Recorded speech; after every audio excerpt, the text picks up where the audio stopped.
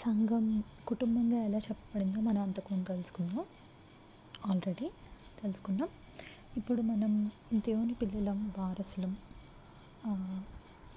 మన కుటుంబంలో అంటే మనం దేవుని పిల్లలం, వారసులం అనేది మనం ఒక పాయింట్ కింద చెప్పుకుందాం.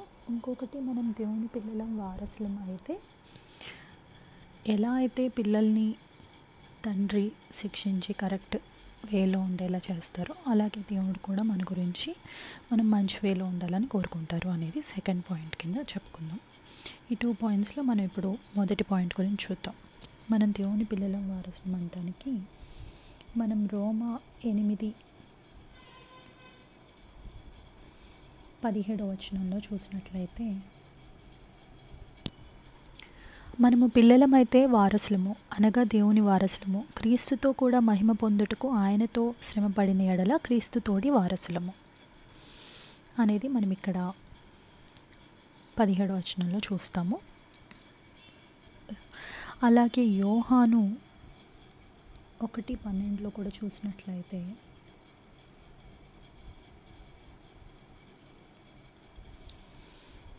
తన్ను ఎందరు అంగీకరించిరో వారికందరికీ అనగా తన నామమునందు విశ్వాసం ఉంచిన వారికి దేవుని పిల్లలగుటకు ఆయన అధికారం అనుగ్రహించెను.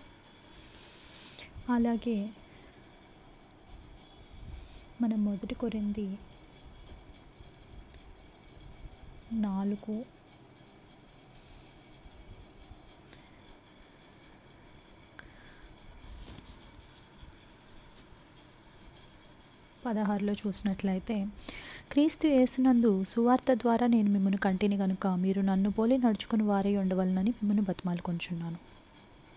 ఇది 16 అలాగే మనం 2 కొరింథీ 6:18 కూడా చూసినట్లయితే,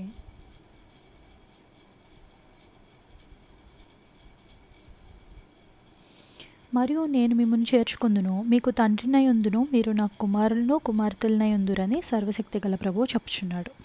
మనకి ఇక్కడ క్లియర్గా దేవుడు మనకి బైబిల్లో మనం దేవుని పిల్లలం, వారసులం, ఎవరైతే బాప్తిసం పొంది రక్షణ పొందుతారో అన్నది మనకి క్లియర్గా ఇక్కడ చెప్పబడింది. అలాగే మనం ఇప్పుడు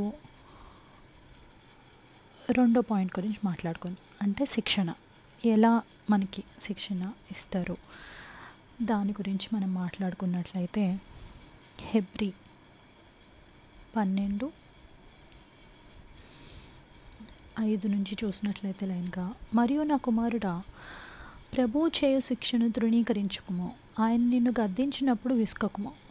దేవుడు మనకి శిక్షణ ఇచ్చినప్పుడు మనం తృణీకరించకూడదు. ఏదైనా కష్టాలు ఇచ్చినప్పుడు, ఆయన నిన్ను గద్దించినప్పుడు విసుకకుము. ప్రభువు తాను ప్రేమించు వానిని శిక్షించి తాను స్వీకరించు ప్రతి కుమారుని దండించును అని కుమారులతో సంభాషించినట్లు మీతో సంభాషించున్నాను. ఆయన హెచ్చరికను మర్చితిరి.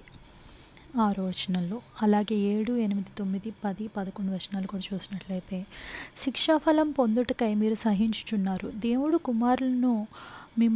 కుమారులుగా మిమ్మల్ని చూచుచున్నాడు. తండ్రి శిక్షింపని కుమారుడెవడు? కుమారులైన వారందరూ శిక్షణలో పాలు పొందుచున్నారు. మీరు పొందని ఎడల దుర్బీజులే కాని కుమారులు కారు.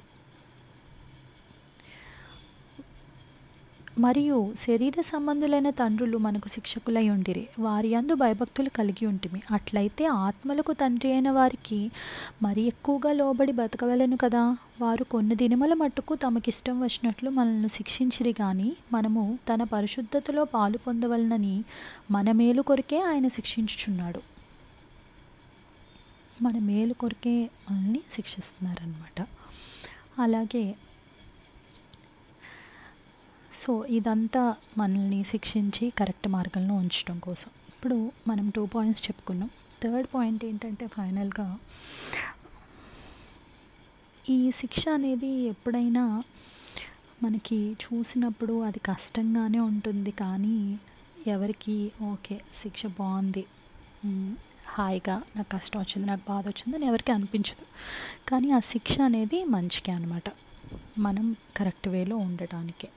అది మనం ఇక్కడ 11 చూసినట్లయితే, హెబ్రీ 12:11 చూసినట్లయితే, మరియు ప్రస్తుతమందు సమస్త శిక్షయు దుఃఖకరముగా కనబడునే గాని సంతోషకరముగా కనబడదు. అయినను దాని యందు అభ్యాసం కలిగిన వారికి అది నీతి అను సమాధానకరమైన ఫలం ఇచ్చును. మనం దాని యందు అభ్యాసం కలిగితే, అంటే మనం నేర్చుకుని మనం కరెక్ట్ వేలో ఉంటే దానివల్ల మనకి ఏమొస్తుందంటే నీతి అను మనకి సమాధానం అనేది దొరుకుతుంది.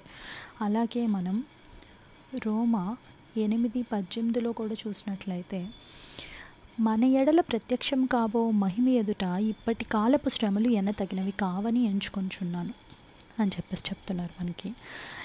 మనం ఇప్పుడు పడే కష్టం, మనం పొందబోయే ఫలితం ముందు ఎంచుకోదగింది కాదు, ఇవి చాలా చిన్నవి అనేది మనకి చెప్తున్నారు అన్నమాట.